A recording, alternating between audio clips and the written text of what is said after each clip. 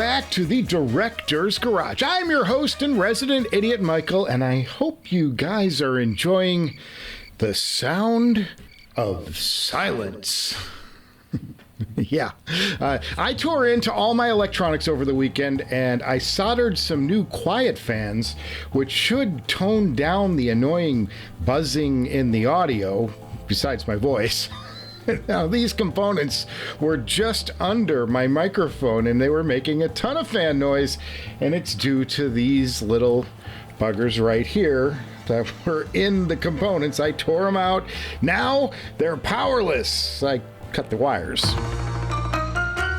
Anyway, boy, have we got ourselves an episode years in the making today. Nice. One of our longtime viewers, Ryan Dietz, has been lurking in plain sight, like Bruce Wayne, when actually he's Batman. He's secretly, or not so secretly, the guy behind ModHouse, which is a rogue company that's made its name by modding existing headphones. Until they got so good at it, they decided to start making their own products. It's sort of like the ZMF business model, and like ZMF, they've amassed a legion of loyalists to the brand. And the question about when are you going to get a ModHouse headphone in your hands is one of the most frequent asks I get on this channel. And it all ends today. Now, ModHouse makes a limited number of headphones. They make an argon, and the one that everyone raves about is called the tungsten. And in this box is one of them. I honestly don't know which, but we're about to find out.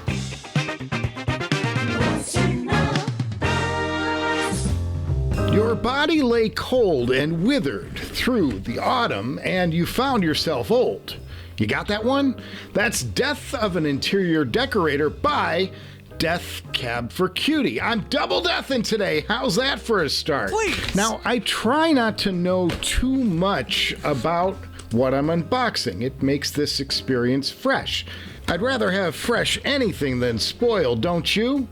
Sure you do. Okay. Okay, I think we're down to it. Let's see what Mr. Dietz, and by Mr. Dietz I mean Batman, has sent our way today. Are you ready? One. Oh my God, we've got ourselves some stuff here. I got a little sales thing. I'll read that in a second.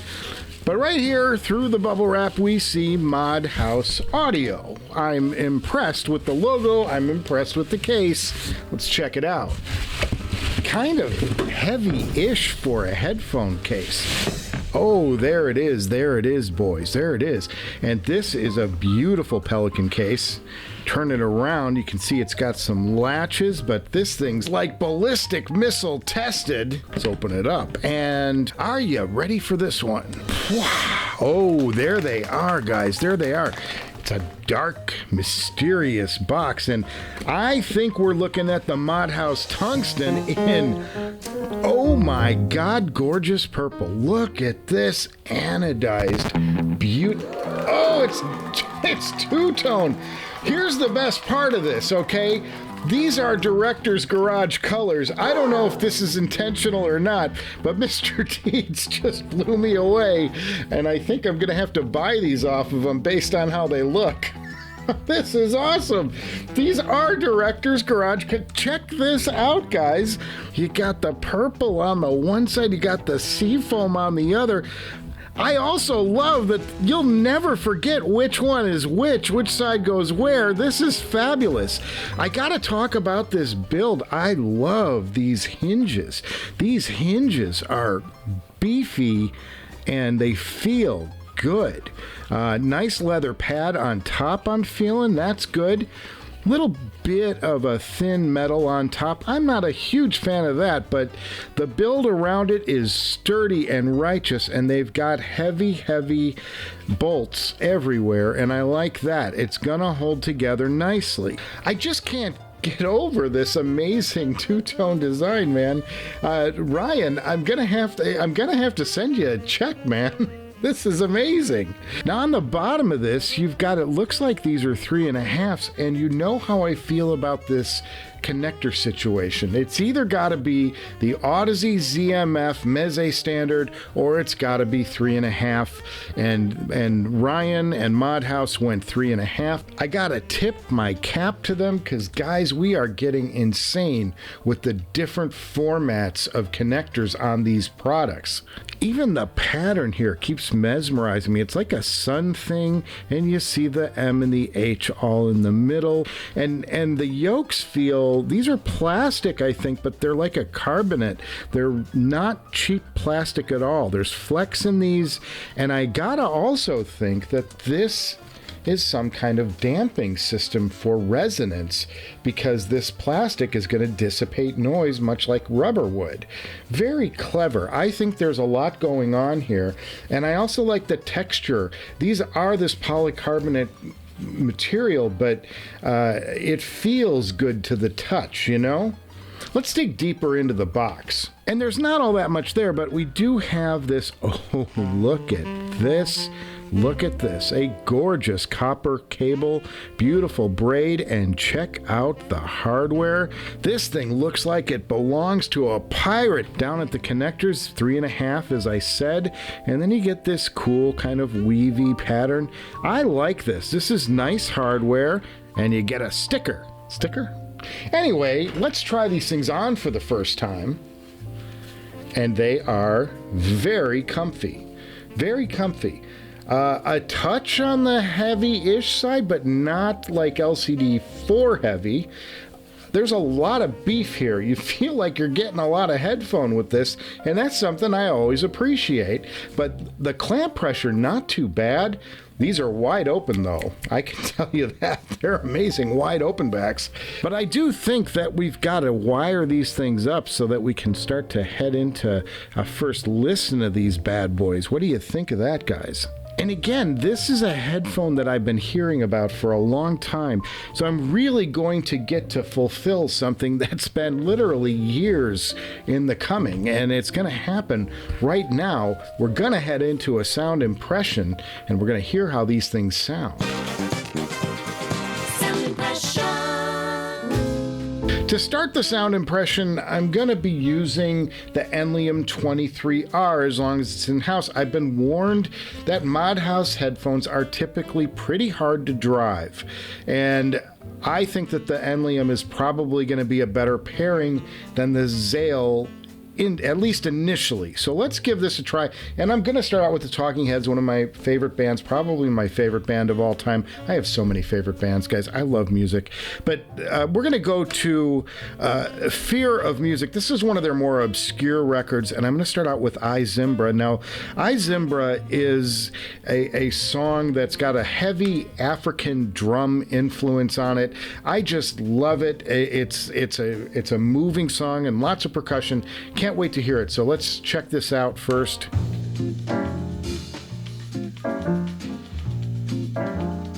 Initially, my first impression is I like the stage on these things. And they do need a lot of power. I'm 6 volts into the Enlium on high power mode, and I'm about 11 o'clock on the dial to get a good level out of them. So yeah, these things are power hungry.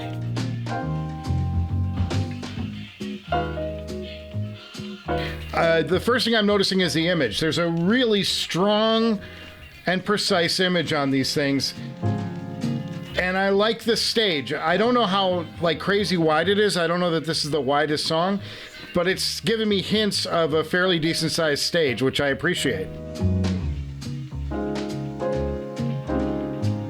And good detail. These sound snappy, and I'm not on a high res track.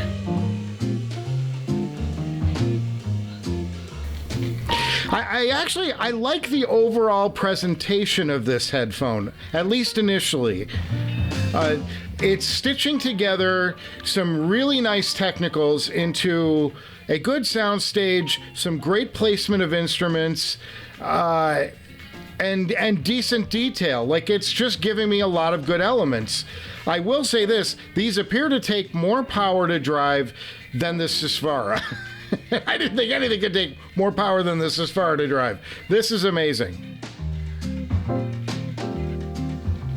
And I don't feel like this headphone is going for a commercial sound at all. This is not a traditional V-shaped, compressed, everything's...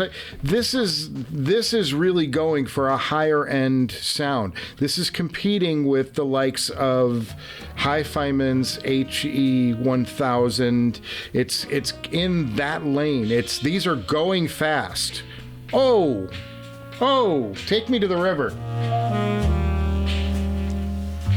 Rune jumped albums on me, and it went to more songs about buildings and food. And this is a high-res track. And it's sounding amazing. This has got a stage. These are going wide.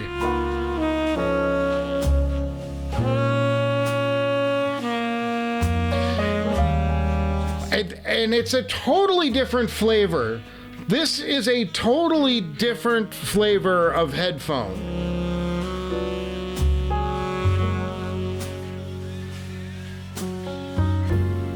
I'm enjoying the hell out of these things.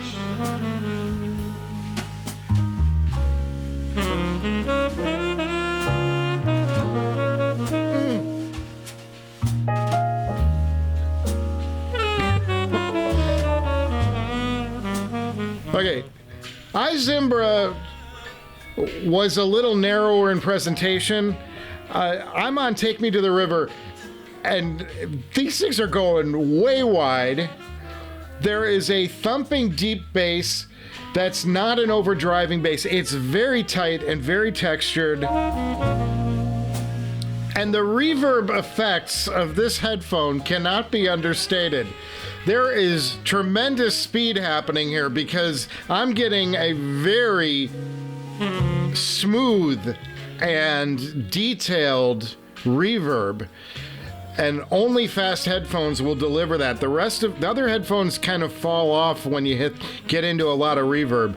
This headphone is giving me every bit of it, and it's brilliant. It's a lot of fun. Oh, there's so much to like about this. I'm just getting lost in the music. It's so good.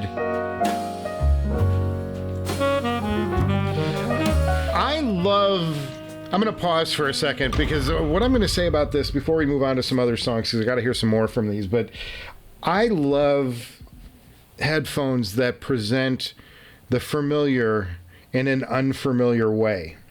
And out of the gate, this Modhouse Tungsten is doing things that I haven't heard to one of my favorite bands, the Talking Heads. And that is giving me a lot of pause, and it's putting a huge ass smile on my face because I'm super enjoying it. And so we're off to just a brilliant start. And now I got to go try some stuff that's, because these are so detailed and so nuanced, I'm going to throw some stuff at them. And we're going to see how hot the tungsten can get. All right, guys, we're going to go to a really obscure track. This is the Disposable Heroes of Hypocrisy, and the song we're going to go to is Television Drug of a Nation. It's a hip-hop number, and I get a kick out of this song every time I hear it.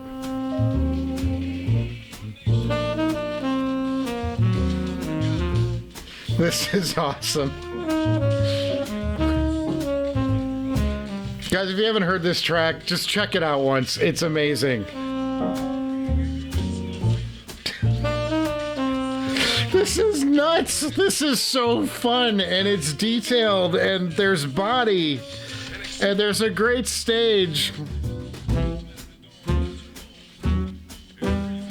Modhouse. They're not worthy. This is killer. This is a bitter, acerbic attack on a nation that's addicted to the television set.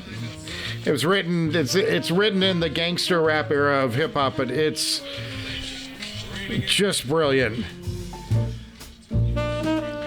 There's great bass presence. There's great sub presence. Okay, this is phenomenal, and it's so good. I gotta pause this for a second because I want to try this on the Zal HM1 and hear what this headphone amp can do with these, if they can push them just as well, or is this just all of that juice coming out of the Enlium lighten these things up? Let's see. All right, so I'm gonna restart this on the HM1 and let's see where this goes. Oh, and it's barely taking it, folks. It's barely taking it. This is on 6 volts. I am jamming everything through this, and it's barely pushing the mod house. Well, this is a case that I've got to keep either the Bakoon or the Enlium. I will say this, the detail's even better on the HM1. And the stage is even better. It's just not giving me a ton of loudness. This headphone needs some juice. All right, let's go back to the other one because it's clearly, you know, I mean, I'm sucking everything I can out of this amp, and it's barely pushing it. So it needs the juice of the Enlium to keep it rolling. Wow, what a fun track and what a fun frickin' headphone. I gotta try some jazz. I gotta get some jazz going. I'm gonna go to Cannonball Adderley. Let's go to something else. Check some Autumn Leaves out. The only thing I've heard so far that makes me wonder is some of these tracks could use a little bit of mid bass. Like there's really good sub representation, there's really good down low, but there might be a little bit, it might be a little lean in the regular bass, like when you're in the upper to mid bass.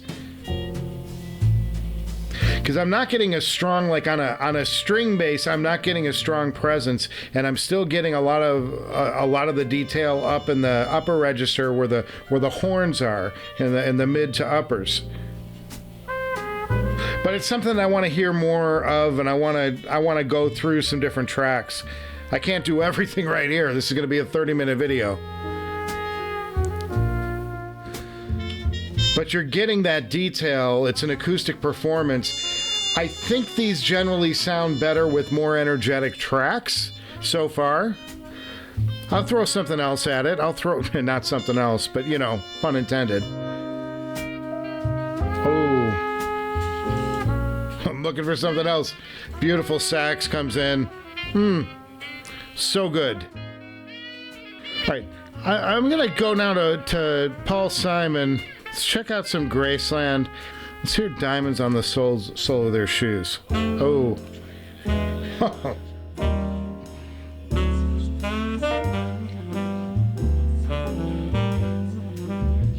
This headphone's doing crazy things with the stage on this song. The baritone voices of the male singers are layered so beautifully out here.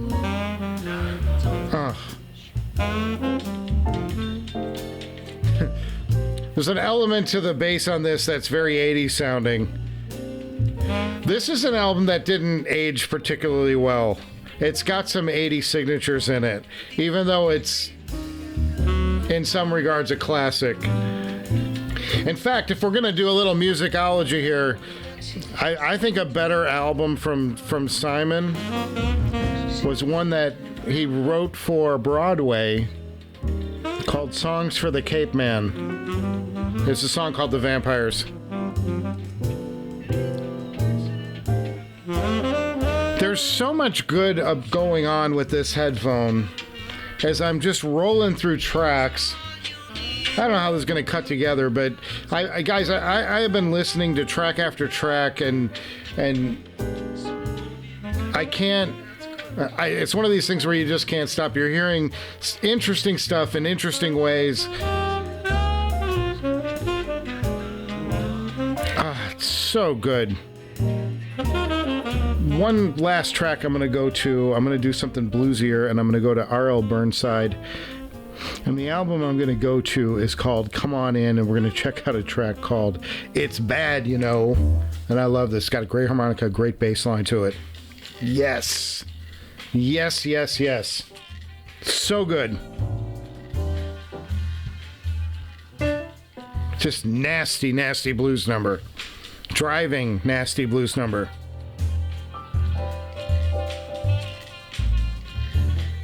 And this has got that nice down low push. The keyboard's just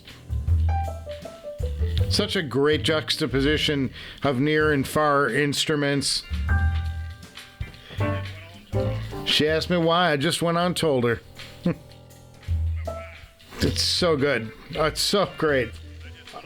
I am having so much fun today. I'm gonna have to pause it here because I can't go on for hours. I've already been on this. You guys don't even know. I have to pull a lot of time out to make the show fit to something reasonable that y'all might want to watch.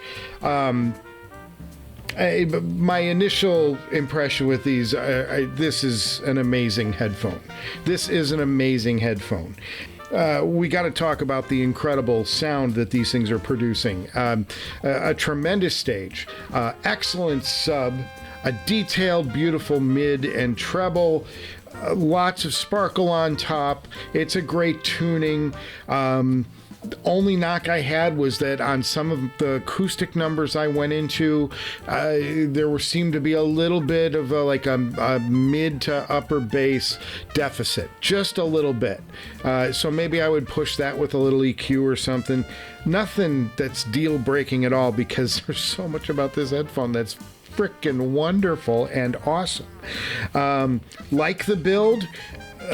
Great yokes, great. I mean, this is solid. It's got a solid big heft feel to it. You got me on the side plates. I mean, my God, you couldn't do better than this for your old director here. But and the plate, I can take or leave the plate. I would love to see Modhouse play with some different materials up here. I think you can do stuff with this. But because of the plastic that it's going into, the kind of polycarbonate kind of plastic that it's going into, it's doing a good job of dampening. These don't ring out when you tap them on top. There's a dull thud, so I'm thinking they're getting a lot of dampening out of the plastic material they chose around the metal headband. That's a good thing. And it's not just the polycarbonate. You also have to give major props on this. I don't know, again, I don't know if this is intentional or if it's a way to get me to buy these, but he kind of did. Ryan, what are you doing? Well, I gotta thank Ryan and Batman and Modhouse for sending this headphone our way. I'm gonna have to hold these for review, and we're gonna be doing an in-depth on these when we get time. It may take me a few weeks to get to that. And why do you say? Because next up we have a full review of that Enlium 23R that I may need to keep now to drive Ryan's Modhouse. That came to me from Audio 46, and I gotta think they're probably wondering at this point, where is their amp right now? And I can tell them that it's been happily driving a Sesfara and a Modhouse Tungsten, and driving them wonderfully. So we're going to be digging into the Enlium, and we're going to talk about its strengths and its quirks, and I'm going to talk about what headphones work well with it and which headphone really fell apart under intense duty. Now, I'm going to do a shootout of that amp with both the Bakoon 13R, its predecessor, and my brand new Zal HM1 that I unboxed in the last episode. So we're going to start gaining clarity on which amps are going to stay around here, and it's, of course, going to be a lot of fun to do it. If you know this channel, if it ain't fun, I ain't interested. There, I just dropped a double ain't on you. Boggles the mind. So make sure you're subscribed to the Director's Garage channel. It encourages generous guys like Batman to send us headphones like this impressive Modhouse Tungsten color-coded only as the Joker would want. Okay. Give this episode a thumbs up if you were impressed by what Ryan Dietz sent our way, or you can do the other thing if you were less impressed by me. I can't say I blame you either way, and I'm going to see you guys before you know it.